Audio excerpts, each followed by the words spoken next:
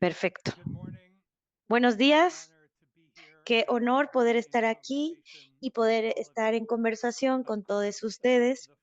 Por supuesto, los filósofos y las personas que interpretan, solo interpretan el mundo de lo que se trata es de cambiarlo. Entonces, lo que decía Marx en esa famosa onceava tesis es que no necesitemos la filosofía o la historia, sí la necesitamos.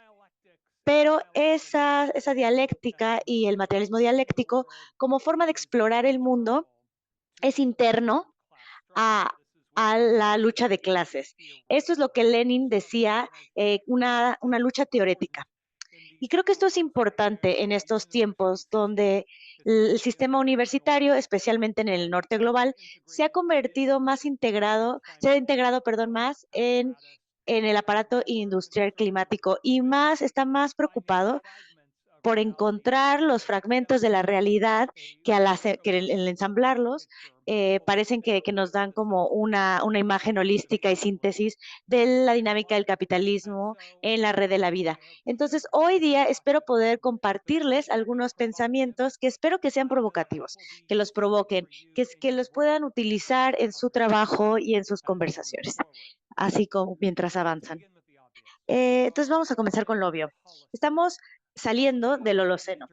El Holoceno es un periodo interglacial, es decir, entre grandes eras de hielo, hay pocas eras de hielo, como vamos a explorar, y es un periodo de, como una rara estabilidad climática, ¿no? En los pasados 1700 años.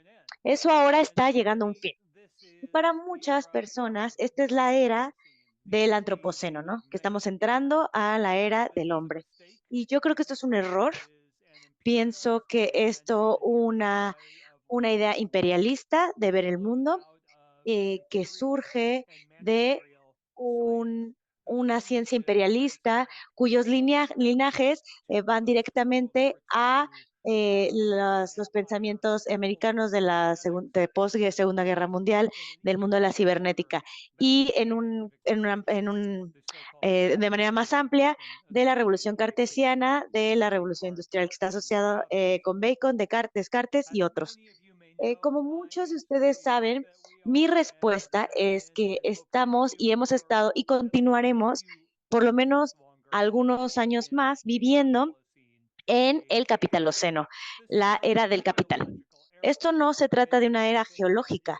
De hecho, creo que es completamente razonable decir que por lo menos en el momento seguimos viviendo en el Holoceno, pero el capitaloceno es una forma de retar of the rich and its scientific apparatus based in the aparato científico que está basado en los países industriales e imperialistas que dicen lo que sea que hagan, no reten al sistema. El Capitalocena ya nombra el sistema y más allá de ser una lógica económica, este argumento del capitaloceno insiste en que el capitalismo es una lógica económica que está intricada en en un sistema político más amplio de poder que está comprometido con convertir a humanos y al resto de la vida en, en, en oportunidades para ganar dinero. Esta es la idea de naturaleza barata. En un momento vamos a regresar a esto de naturaleza barata. Entonces, primero, ¿por qué es la historia del capitalismo tan importante? Bueno, en primer lugar, nuestra evaluación histórica de los orígenes de un problema como la crisis climática, como lo que llaman la división apartheid del clima, el patriarcado climático, cuando vemos que esto origina y da forma a casi todo de nuestras valoraciones políticas y de nuestros diagnósticos de la crisis de hoy en día, si pensamos que el problema es la tecnología o la población, entonces nuestras políticas se centran en tratar de arreglar a la tecnología, a la población, en lugar, eh, como en la ecología mundial, y cómo lee el materialismo histórico, examina las relaciones que dan alza a a pérdidas especiales de ciertas poblaciones y tecnología. Entonces, la historia mundial importa, ya sea que a nosotros nos interese o no. Para parafrasear una frase francesa, puedes ignorar la historia mundial, pero la historia mundial nunca te va a ignorar a ti. El, el imperialismo, en mi perspectiva, es central en esta historia. Las teorías del capital fósil y otras ideas que están flotando por ahí en la izquierda ecosocial de los países imperialistas han fallado y han fallado porque ha- no han querido ver que los orígenes del capitalismo y su continuado punto de desarrollo tecnológico, de comercialización, de organizarse desde los negocios y de todo lo demás, fluyen desde el imperialismo. Llámalo colonialismo, fue imperialismo desde el principio y es imperialismo hasta el final de que terminaron las colonias. El colonialismo es la burguesía imperial de cómo ha querido poner todo el mundo más allá de la lucha de clases y es el modo preferido de la formación de clases, lo que significa de organizar la burguesía y el proletariado. El imperialismo pivotea en no solamente el trabajo, pero el trabajo en relación con el resto de la vida, con lo que he llamado las cuatro naturalezas baratas, ¿no? Eh, este, el imperialismo significa que el capitalismo no es un sistema económico de manera pura y simple, es un sistema geopolítico de acumulación donde el capital, la ciencia y el imperio, esta trinidad, se intersectan para asegurar la acumulación incesante del capitalismo y sus condiciones, del capital y sus condiciones. Y esto es lo que el capitaloceno significa. Significa que el capitalismo es una ecología mundial de poder y de generación de capital. Esto es la mayor texto que va a haber en alguna diapositiva, pero quería recordarles a aquellas personas que están familiarizadas y aquellas que no, eh, que la ecología mundial, o sea, la tesis acerca de la ecología mundial. Y la ecología mundial hace una serie de reclamos y dialécticos interconectados. Uno es que las redes de la vida incluyen a los seres humanos, que la historia de la humanidad es fundamentalmente de mediación en primer grado del trabajo dentro de la red de la vida. Los humanos trabajan, pero también el resto de la naturaleza trabaja. Y eso significa que las redes de la vida no solo están siendo producidas por formas de producción humana, sino que la red de la vida es productor también y producida al mismo tiempo. Esto también significa que el hombre y la naturaleza no son inocentes. Estos son inventos, inventos ideológicos del alza del capitalismo y están presentes desde el principio, como algunos de ustedes saben. Una de las brutales de las transformaciones culturales del colonialismo español fue redefinir el significado de la naturaleza, desde de las personas que habitaban una región y que eran parte de la naturaleza. Esto no es único el alza del capitalismo. Los ingleses lo hicieron también en Irlanda y lo repitieron a través de la conquista de Norteamérica. Este es un proyecto sistémico, la invención de la naturaleza contra el hombre, que fetichiza y que lleva a abstracciones dominantes que son fundamentales para la acumulación mundial del capital y que habilitan, después del siglo XVI, la alza de una forma moderna de patriarcado y racismo, con un apartheid climático y con el patriarcado climático. Lo que esto hace es que vincula la pregunta de geocultura, las preguntas geoculturales de dominación, racismo y sexismo que surgen del imperialismo y la acumulación del capital desde el principio. Esto nos permite empezar a tener una conversación significativa sobre las dialécticas de la dominación, de la explotación de clases y de las redes de la vida. No como categorías separadas, sino como momentos interconectados e interpenetrados de una totalidad rica y orgánica. Bueno, este tipo de perspectiva nos reorienta a cómo alza el capitalismo en la era después de 1492. Esto no es un pie de página a las políticas de justicia climática. O si empezamos nuestra evaluación de los orígenes de las crisis climáticas de 1784, tenemos otra política completamente diferente de la que tenemos si comenzamos con la gran conquista de Cristóbal Colón y los poderes europeos de las Américas y la creación de un mundo capitalista y una ecología capitalista en los siglos después de 1492.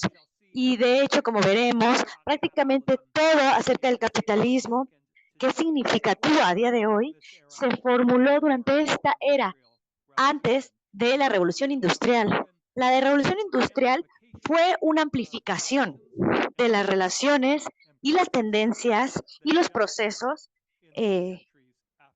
que se sedimentaron en estos momentos después de la colonización. Y esto no solo es, la colonización no es solo una historia de la conquista de la tierra, es una historia de la conquista de trabajo y de un brutal ecocidio y genocidio. Y eso resalta lo que yo llamo la trinidad capitalogénica. Todos hemos hablado del cambio climático antropogénico, pero este término es audaz en términos ideológicos, porque pensamos solo que es antropogénico, no hecho por el humano. Y sí, pensamos pero en realidad esta crisis climática no se ha hecho por humanos en general, sino se ha hecho por instituciones específicas, por clases específicas, por la burguesía imperialista y sus instituciones, por sobre todo.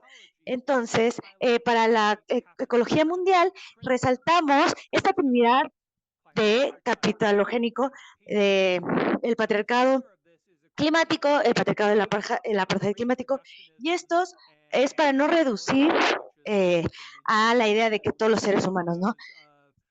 Sino que es pensando en la gente que es ortodoxa, marxista, etcétera, del norte global, que dicen que para cada momento que hay trabajo no pagado, de la explotación y de que para cada explotación laboral está la explotación de la naturaleza y de las mujeres.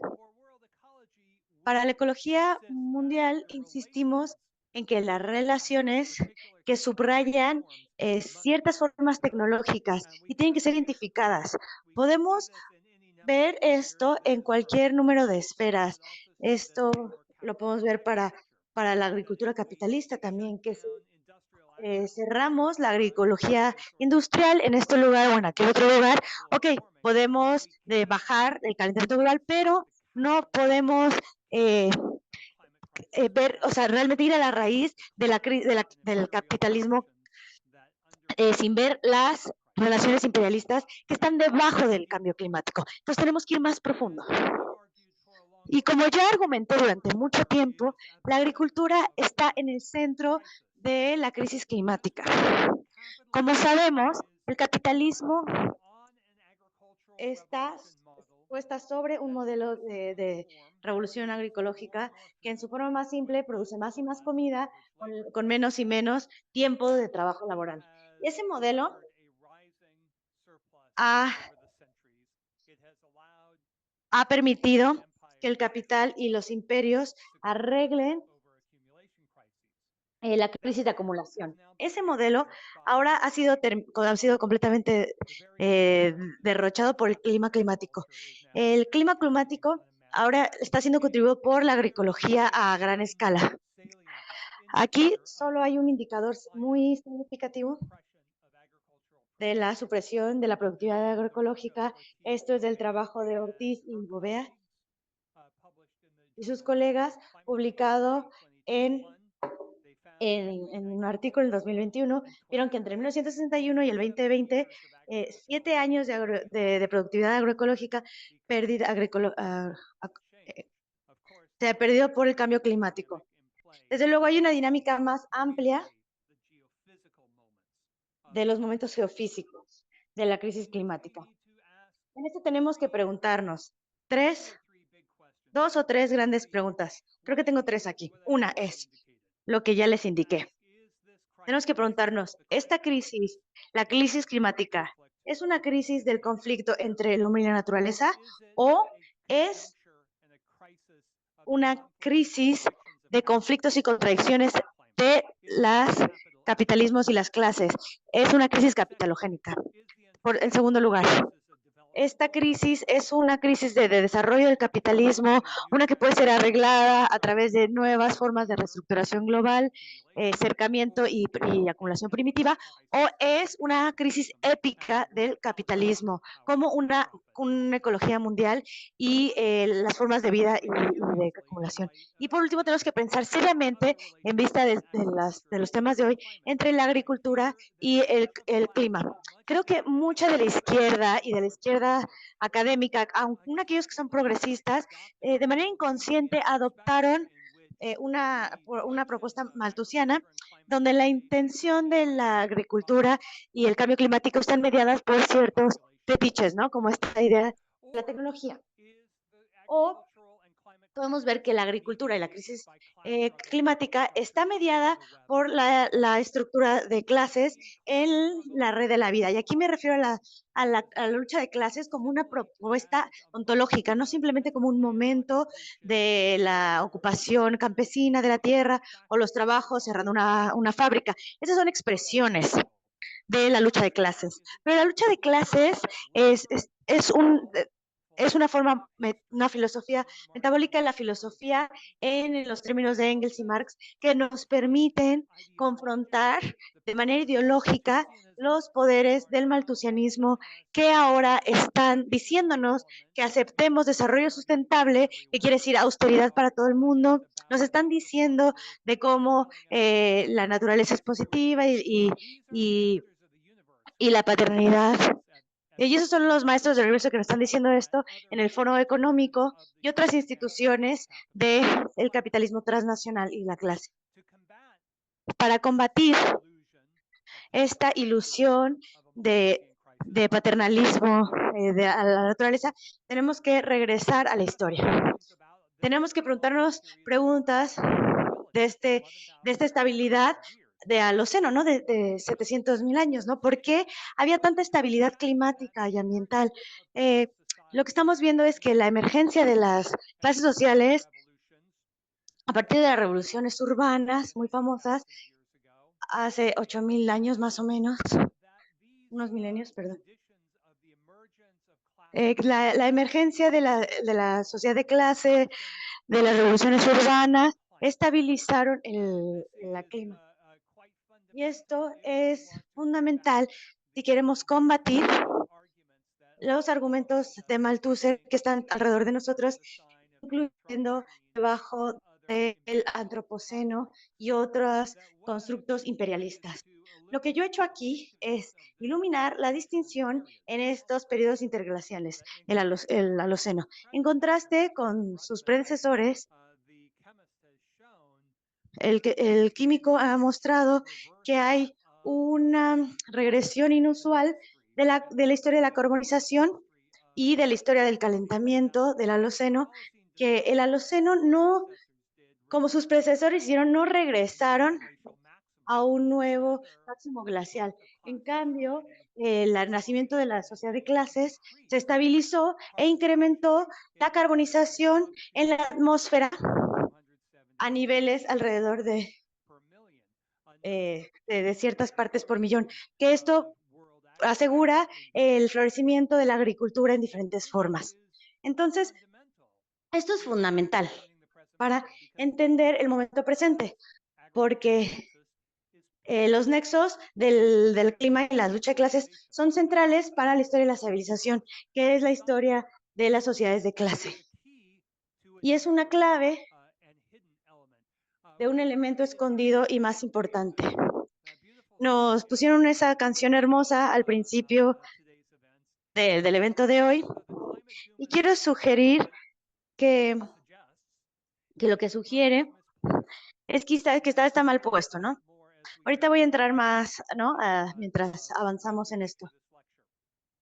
avanzamos en esta conferencia. Una cosa del estudio de las sociedades de clases que he visto viendo los últimos 3.000 años es que el cambio climático desfavorable han sido momentos de posibilidades políticas. Han sido vinculados a crisis civilizatorias y el mecanismo clave de estas es la agricultura. Y es la supresión que Bovelia y Fields y otras autoras y autores han indicado y han estudiado por las últimas 2 décadas. Que la sequía, mucha lluvia, todo esto limitan y constriñen la productividad del ciclo agroecológico.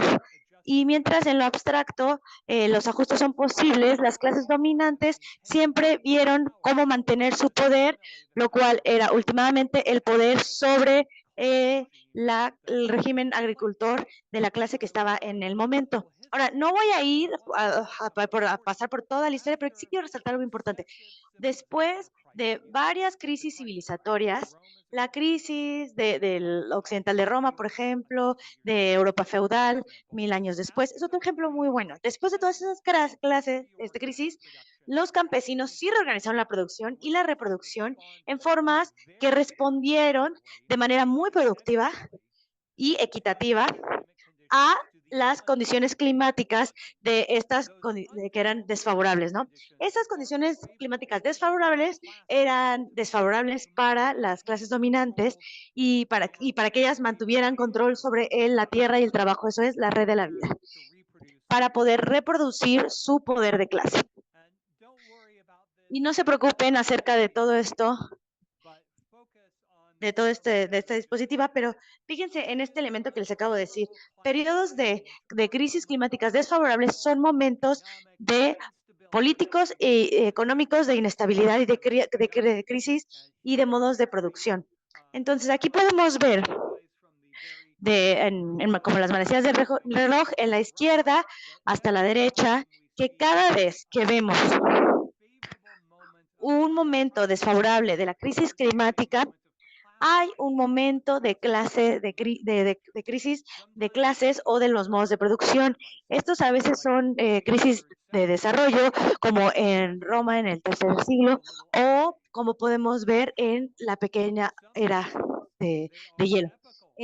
A veces son crisis épicas, como lo son la crisis de Roma de los siglos 7 y 8, cuando la sociedad de clases de Roma fue completamente rebotada y las formas de producción campesina se reorganizaron y reorganizaron la vida y el poder y la producción y la reproducción a través de toda Europa Central y Este.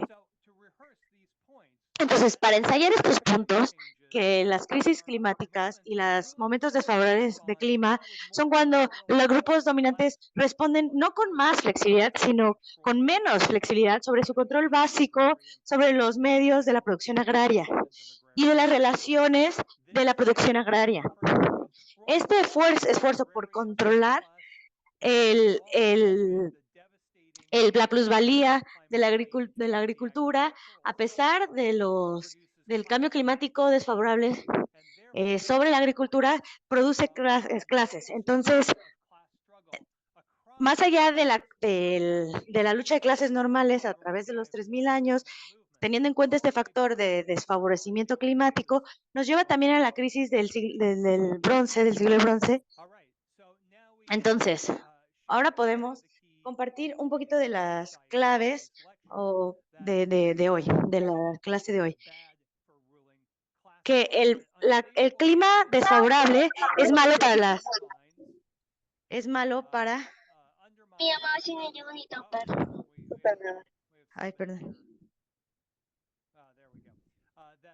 Que ese clima desfavorable es un momento político, de una posibilidad para las clases de reproductoras. Entonces, si nunca han escuchado este argumento y han sido bombardeados con toda la retórica de izquierda y de derecha, y nunca le han dicho que la estructura normal de la lucha de clases en momentos de crisis climáticas son estas revueltas, entonces van a ser perdonados porque hay una ideología real donde están cercando estas ideas, ¿no? Este es el impacto de la hegemonía burguesa y su metacosmología de la idea del hombre contra la naturaleza. Y todo lo que hace aquí es nos recuerda que en momentos de crisis climática significativos, desde el siglo XIV en Europa,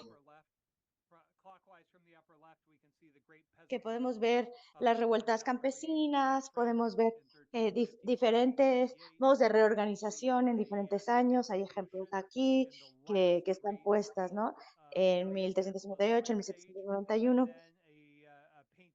Y luego podemos ver también aquí hay una pintura de otro ejemplo, que los gas fueron llevados no solo por el conflicto de otras personas, pero también por la sequía más grande de los pasados 2000 años, ¿no?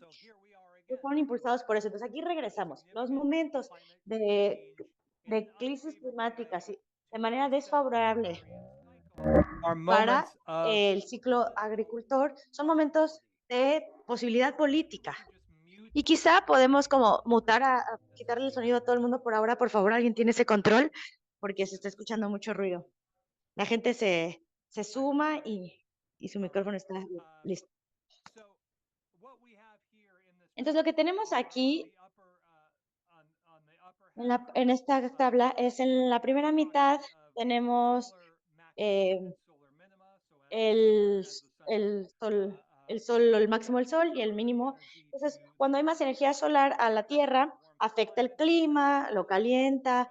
Cuando eso baja, también afecta el clima. Y aquí abajo tenemos, es la actividad volcánica. Si no han visto este argumento, antes este argumento es muy relevante.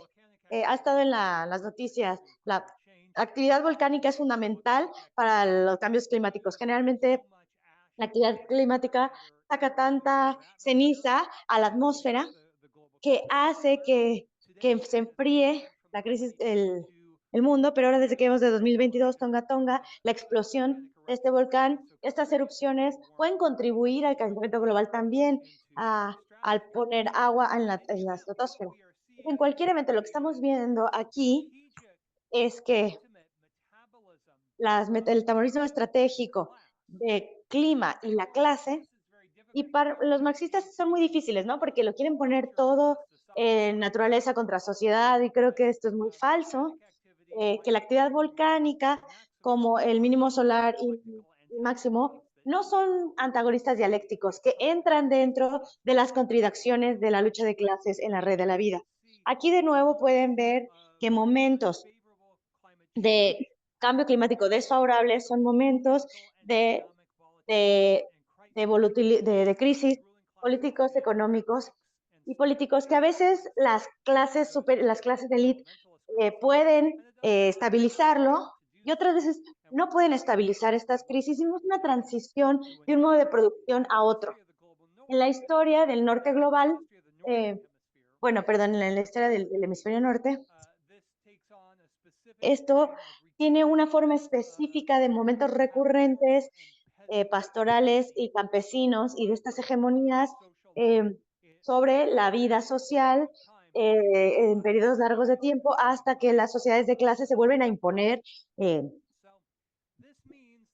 Entonces, esto quiere decir que estamos comenzando a dar sentido del mundo histórico desde las alusiones que nos dan por lo del mundo desde la perspectiva de Malthusser, que es que la comida, la población y la tierra son relaciones no mediadas, en lugar de que son mediadas por la lucha de clases en este sentido ontológico, que por supuesto tiene expresiones desde el rol de la religión en el Estado, en la ciencia, etc. Un momento clave que indiqué es la crisis del feudalismo en el largo siglo XIV, y esto coincide de manera directa con el ocaso de la pequeña era de hielo, y casi seguro se detonó por la suma de ciertos volcanes que hicieron erupción, que impactó del Golfo. Y una de lo que aprendemos aquí es que el cambio climático da forma a la capacidad de clases. Entonces, esta pequeña era de hielo bajó a la clase dominante porque dependía de la producción agricultura y al mismo tiempo empoderó también a los campesinos. Entonces, esto casi siempre se dice desde una perspectiva como de malthuseriana, de Malthusser, y la historia, pero no es un pie de página, es más bien fundamental para nuestras políticas de justicia climática y nuestras políticas de agricultura, de justicia de la agricultura. Lo que pasó en este periodo del siglo XIV fue una derrota de las clases dominantes de Europa. Y esto solamente es un pequeño ejemplo de, de la revuelta campesina más importante de la era. Y lo que pasó esencialmente fue que la clase dominante trataron de reimponer el feudalismo y fallaron. Y es una historia muy larga, pero de ahí viene el capitalismo. Después de estos señores feudales que trataron de arreglar esta crisis que había sido impuesta a ellos no por el clima, pero por su derrota en la lucha de clases ante condiciones desfavorables climáticas. Entonces esto da alza a una dinámica muy específica en la historia del capitalismo, de vincular la agricultura y la formación de clases y la conquista entre sí mismas. En la gran, lo que alcanzó la formación de la colonización y del imperio de financiación y capitalismo fue reclamar a las Américas como una fuente no solo de ganar economía en lo abstracto, sino de trabajo barato, pero no solo de los humanos, sino también de toda la vida de la naturaleza barata en todas las Américas. Sabemos que el genocidio de las Américas que vino después fue eso, fueron genocidios. Esto no es por alguna voluntad abstracta europea al poder, sino que vino directamente de la acumulación primitiva de esta lógica, que es una respuesta a la caída de la dominación de las clases dominantes europeas. Entonces, lo que algunos autores iluminan en el mapa que está a la izquierda es que en los centros en las Américas eran 95% poblaciones indígenas, eran los centros de esos procesos, fueron precisamente los centros de producción de comodidades, de mercancías. Las fronteras, por ejemplo, de Perú, de la minería, o en México, las plantaciones de azúcar y estos sistemas en Bahía, en Brasil, en la parte noreste de Brasil. Todo esto fue fundamental para construir el capitalismo. Fue un resultado del capitalismo al mismo tiempo y también la creación de la primera crisis climática capitalista. Y aquí tomo de Simon Lewis y que identificaron la destrucción de las personas indígenas y su tierra como lo que llevó a la Orbis, que fue una reducción en el dióxido de carbono, la concentración del dióxido de carbono, su reducción en alrededor de 7 u 8 partes por milímetro. Eso no es mucho, pero sí fue significativo en un momento donde, del pequeña era de hielo, donde entre los años 1500 y 1700 vimos el periodo más frío del tiempo en los últimos 8000 años. Y esto fue el momento donde todo significativo del capitalismo empieza a gestarse. Como ustedes que saben la historia de Latinoamérica colonial y entienden esto. Y esto también sucede después en el siglo XVI, precisamente la transición de a la economía productivista capitalista. Fue absolutamente brutal. Y lo que vimos fue una tormenta perfecta de estas actividades volcánicas, de cambios en la oscilación del norte del Atlántico, que fue generada probablemente por una actividad volcánica e indujo desde París a Beijing y otras partes del planeta ondas y olas de revuelta social, que es lo que pasó también durante la crisis feudal. Entonces fue un momento de crisis política y no simplemente cambio ecológico ni cambio ambiental y crisis económica. Lo que vimos con este Orbis, con este genocidio, fue la lógica planetaria del ecogenocidio, que como el poder indígena es destruido, el poder africano lo traen. Y aquí es el nacimiento del proletariado de las plantaciones, y esto es uno de los lineajes de las genealogías de la proletariado de hoy en día, que es trabajo no pagado, humano y no humano. Y esto también, como dijo Silvia Federici, una historia de acumulación desde el género, de la formación de un proletariado y un femitariado, de manera dialéctica, que es trabajo pago y no pago, junto con la violencia de los hombres y las mujeres, que va de la mano con el hombre y la naturaleza. Y por supuesto, el apartheid climático como blanco y no blanco. Y todas estas líneas son estas abstracciones de la clase dominante que dio forma a nuestro mundo como estamos hoy día. Entonces, esto es un momento muy importante porque lo que estamos viendo hoy es la contradicción que por un lado fueron como establecidos y por otro lado que se abrieron entre esta era, entre 1500 y 1700, lo que yo llamo el largo periodo del siglo XVII. Es lo que vimos, un momento de profunda revuelta climática, de crisis política en todas partes, y cómo esa crisis se resolvió. Bueno, el imperialismo burgués de los siglos XVII pudieron hacer algo que era imposible para los feudales, para la clase dominante de los feudales en el siglo XIV. Y eso fue, pudieron hacer una crisis climática, manejarla, moviéndose de manera violenta hacia el mundo trópico y subtrópico para establecer estos lugares productivos de comerciales y financieros, estos imperios que iban a ir desde Brasil hasta el Báltico, desde el sudeste asiático hasta el norte atlántico de la costa de Canadá. Y esto fue la plantación, la revolución de la plantación. Todo el mundo el día de hoy quiere hablar acerca del capital fósil, como si eso fuera de alguna manera lo que lleva al capitalismo. Esto es falso. El capital fósil solo existe dentro de la lógica de la geografía histórica de la revolución de plantaciones. Y es aquí que vemos al proletariado moderno, la burguesía moderna, los imperios modernos, al unirse se hacen una combinación sistemática. Es crucial ver cómo el capitalismo aprendió a arreglar sus problemas climáticos junto con todos los otros problemas que tiene, ¿no? En esta era. Aprendió a hacerlo, a ir hacia trabajo no pago, que hacia los humanos y la naturaleza. Esa opción ya no existe hoy día. Sí hay estas fronteras, pero son insuficientes para poder resolver la sobreacumulación del capital a día de hoy.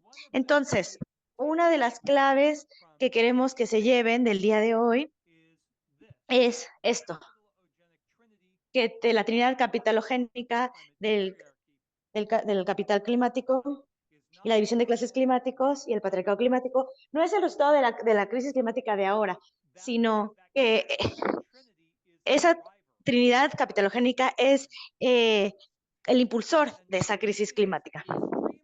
Y esto es extremadamente importante porque durante un momento de crisis climática estamos viendo formas maltuserianas que regresan y se vuelven más sofisticadas.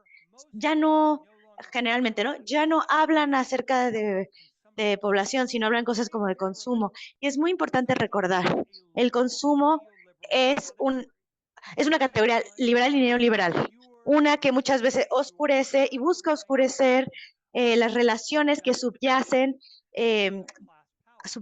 al poder de clases y a la lucha de clases.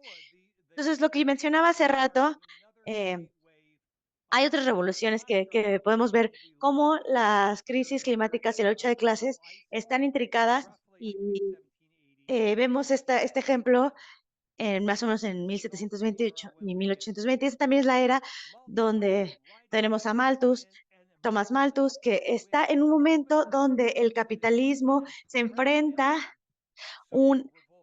una revuelta social sin precedente. Los irlandeses están en revuelta, Inglaterra y los campesinos están indomables, la agricultura inglesa está en crisis, hay un momento radical de la Revolución Francesa, está la Revolución Haitiana, todo alrededor de Malthus. Es revuelta de clases. Y como en la era anterior, entre 1550 y 1700, hay un nuevo imperialismo y un arreglo a la crisis climática. Esto tiene que ver con una nueva forma de genocidio indígena y desposesión, esta vez que se centra en el sur de América. Y no es el carbón que lleva a la revolución industrial, sino es el algodón barato del sur global. Y eso involucró no solamente la expulsión de las personas indígenas de su territorio, sino la reinvención de la esclavitud, lo que se le llama la segunda esclavitud, como otros colegas han dicho. Y en los Estados Unidos fue una reinvención de la esclavitud africana del algodón. Entonces, es una industria a escala grande que no se hubiera desarrollado de esta manera si no hubiera estas condiciones. Entonces, nuevamente, tenemos ola tras ola de revoluciones de plantación que hacen posible la revolución industrial. Y esto tiene que tener tomado en cuenta mientras vemos las crisis del capitalismo y de la agricultura en el capitalismo y su modelo de agricultura dominante que se ha movido, desplazado se queda desplazado hacia una de las fuentes de efecto invernadero más amplias, como muchos de ustedes saben. Entonces, en esta línea teórica nos permite llegar a términos con el malthusianismo, que no es principalmente acerca de la población. Todo el mundo dice que es acerca de la población y no es cierto. El neomalthusianismo, que vinieron después de Malthus, no eran de poblaciones. Entonces, el movimiento eugenético fue un movimiento neomalthuseriano que no era sobre la población, sino sobre las bases biológicas de la raza. Y tenemos que ser capaces de hacer más que descreditar estas explicaciones de Malthusser, que es de sacar la naturaleza a la historia, sino que tenemos que tener una concepción de la naturaleza histórica que involucra las relaciones históricas, que se centra en el trabajo de los humanos y del resto de la vida. Engels dijo alguna vez, el verdadero trabajo lo hace el hombre mismo, el trabajo creó al hombre. Lo que quiere decir es que el hombre, los humanos no son donde comenzamos.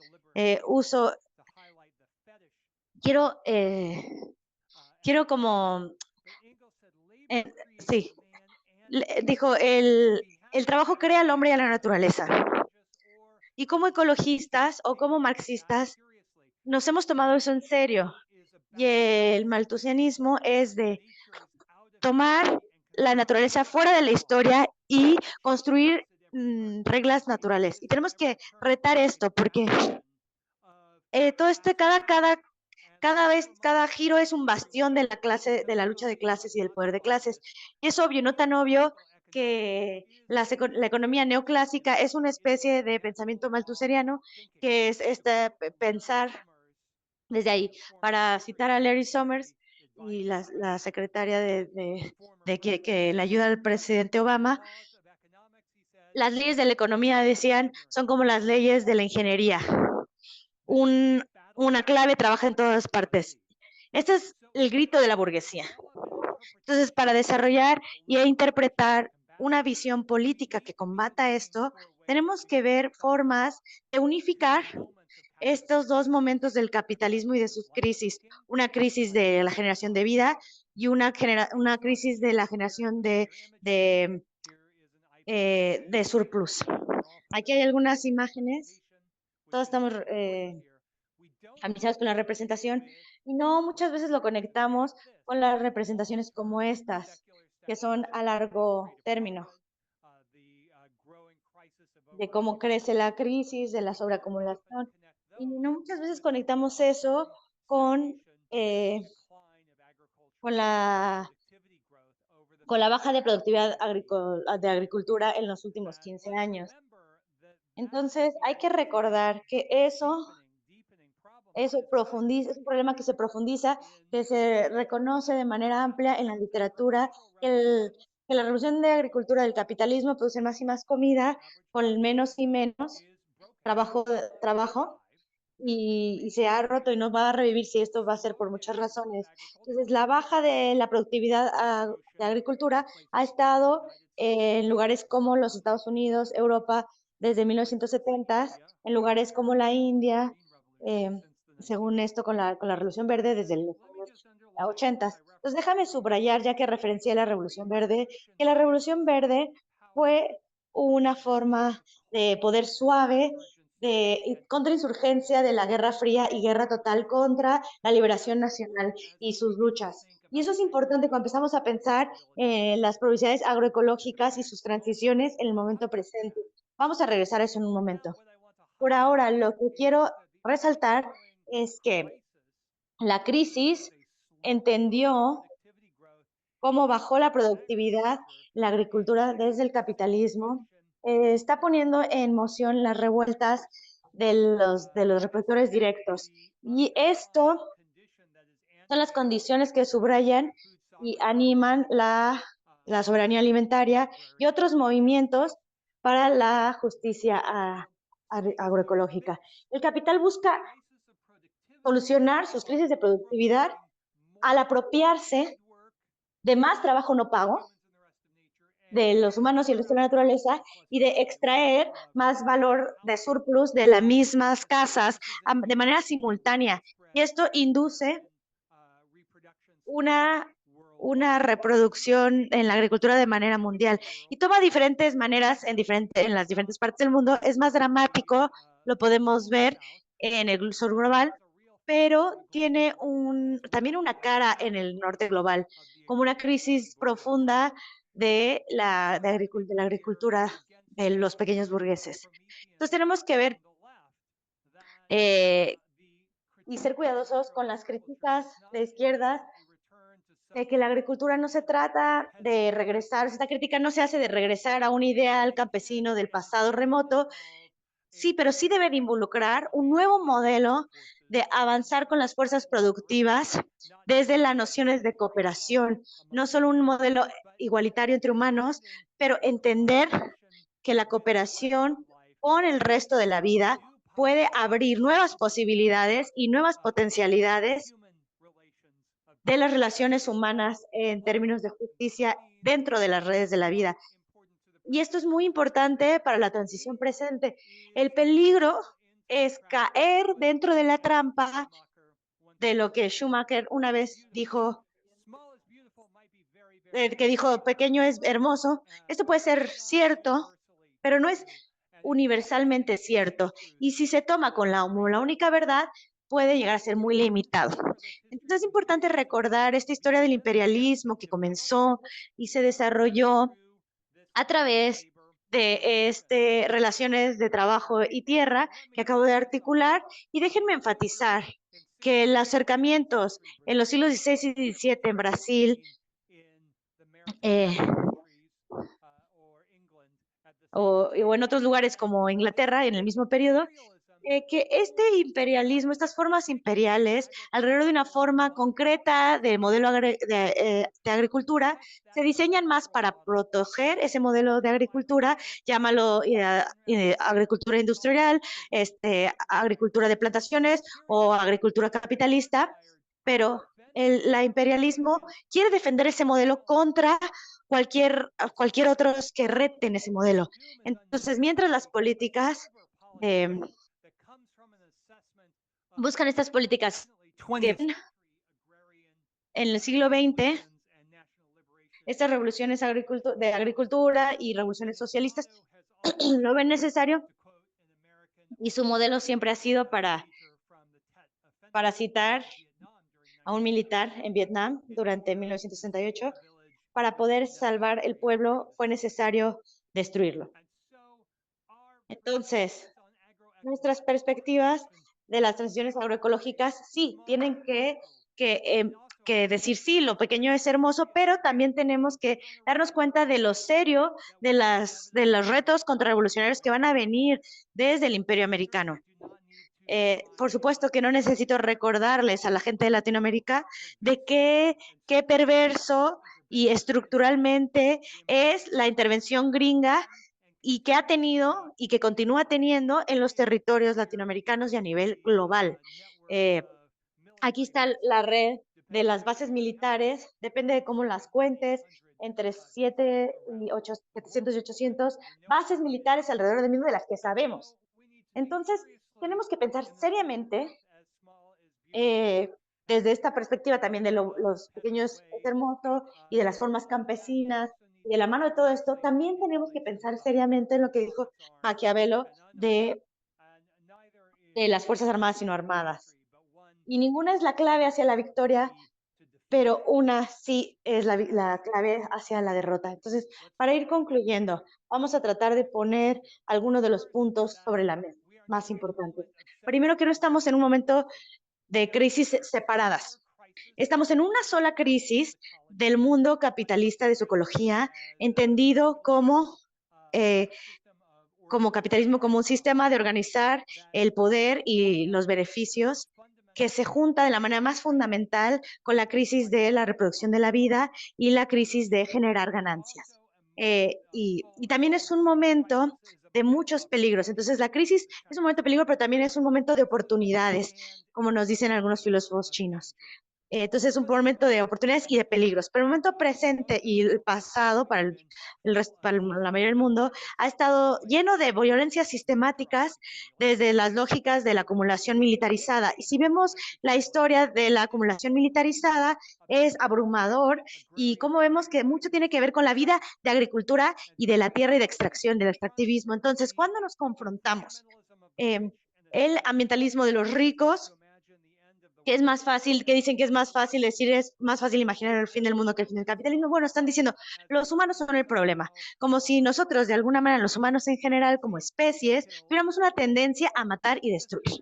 Yo creo que esto es falso realmente, creo que trae a la mente una perspectiva de 1700 de Hobbes, que muy desde una perspectiva de 1700 de la naturaleza humana, que nosotros se dice que estamos destruyendo la Tierra. Una historia diferente viene, si lo vemos, de manera histórica, que los momentos de crisis climática no son simplemente momentos de muerte, sino también son momentos de posibilidades políticas. Y como mencioné anteriormente y al principio de esta clasecita, queríamos entender que el capitalismo no es una derivación del hombre contra la naturaleza. No viene de ahí, eso es completamente incorrecto. Y esto es fundamental para la crítica de Marx y Engels. De hecho, está en el Manifiesto Comunista. Necesitamos parar de tener miedo de nombrar al sistema. Y cuando nombramos al sistema, queremos cuidar las formas que nombramos. Tenemos que entender el capitalismo como un sistema geopolítico que depende de la acumulación, que está organizado por una clase dominante. Esa gente tiene nombres y direcciones. Las corporaciones tienen nombres y direcciones. Y aquí hay otra gráfica que ilustra que es claramente una dinámica de clases de acumulación imperialista. Y a este argumento de la naturaleza humana hay que responder con una ecología de la esperanza y de que estos momentos de crisis climática son momentos de oportunidades políticas. Tenemos que retar las metáforas como el antropoceno y tenemos que darnos cuenta que de hecho la historia del desarrollo sustentable desde 1972 es una historia de imperialismo y parte del proyecto del capitalismo transnacional y de su clase y sus instituciones como la Comisión Trilateral buscan balancear las contradicciones del capitalismo sobre los cuerpos y las espaldas del 80% de la gente del mundo. Entonces, como Chico Méndez nos dijo, la ecología sin la lucha de clases es jardinería. No hay nada malo con la jardinería, pero no va a llevar a una justicia planetaria. Entonces, tenemos que retar cada momento las tecnocracias y estas perspectivas tecnocráticas de la crisis como hombre contra naturaleza, como la era del antropoceno, la idea de que todos estamos en esto juntas. Quizá todas estamos en esta crisis viviendo en el mismo planeta juntos, pero no todas tenemos la misma responsabilidad. Y esto es donde la ecología mundial, como una forma de juntar cosas locales y globales y pensar en estas transiciones y estos procesos, nos puede ayudar. Siguiendo a Marx y Engels, a pensar en cambios históricos no tiene que ver una escala grande, sino que cada día se convierte que está intricado, inmiscuido en las relaciones históricas mundiales de mercados y poder, e imperialismo y producción. Que la vida cotidiana se convierte en un acto histórico global. Y para esto es importante este argumento de la ecología global de la naturaleza barata. No voy a decir todo esto, pero pueden leer mi libro de ensayos en español y en portugués, que están traducidos, pero esencialmente la naturaleza barata lo que dice es que existe sí un corazón económico, el capitalismo, que continuamente reproduce, no simplemente por poder político, como he enfatizado ya, sino que también se reproduce por sistemas geoculturales de dominación, que la naturaleza barata significa no solamente devaluar en términos de precio, sino de devaluar de formas culturales, éticos, políticos e ideológicos las vidas y de las personas de las colonias racializadas, mujeres y de la naturaleza. Entonces esto nos lleva a una vista política que se junta en síntesis con cuestiones de dominación geocultural, con la explotación del poder de trabajo pago y no pago, de los humanos y el resto de la vida.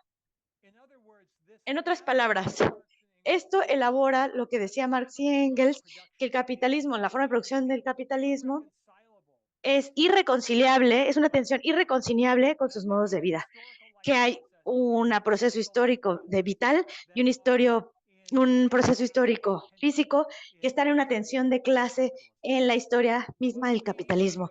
Y lo que nosotros en la ecología mundial vemos es ver todo esto y elaboramos para insistir con perspectivas antiimperialistas, marxistas y feministas, que la base social del trabajo pago es el trabajo no pago de las mujeres y del territorio. Y esa es una de las formas que conocemos que el capitalismo está llegando a su fin. El capitalismo siempre ha sido impulsado cuando hay pequeñas islas de producción de mercancías e intercambio, cuando se monetarizan las relaciones y que también hay océanos gigantes de trabajo no pago, que de humanos y también del resto de la naturaleza. Lo que está pasando hoy en día es que la implosión radical y ética de las redes de la vida por 5 siglos han sido usados por el capitalismo para avanzar la productividad laboral y para reducir sus costos. Hoy, la red de la vida está tan envenenada, tan toxificada, tan capitalizada, que la inversión de ese proceso está pasando ahora, que la red de la vida está induciendo una productividad y declive y está induciendo costos más grandes para el capital. Eso explica la violencia extraordinaria que hemos estado viendo en los últimos 20 años en el mundo. Un tercio de las intervenciones gringas desde los siglos XVIII, un tercio de ellas han ocurrido desde 1990. Las fuerzas americanas especiales operan en 3/4 de los países del mundo. Esto es la cara de la guerra climática. donde el conflicto en Ucrania es uno de los horroríficos síntomas. Se han publicado un reporte acerca de las paredes climáticas y cómo se están construyendo en todas partes. Estos no son para que los inmigrantes no entren, ¿no? Sino es para poner terror en el labor y para poder poner en marcha la estrategia de sobreexplotación para reorganizar la gran implosión de la red de la vida bajo el capitalismo tardío. Entonces, ahora podemos concluir. Necesitamos recordarnos en qué tipo de crisis estamos. Y la gente puede llegar a conclusiones diferentes.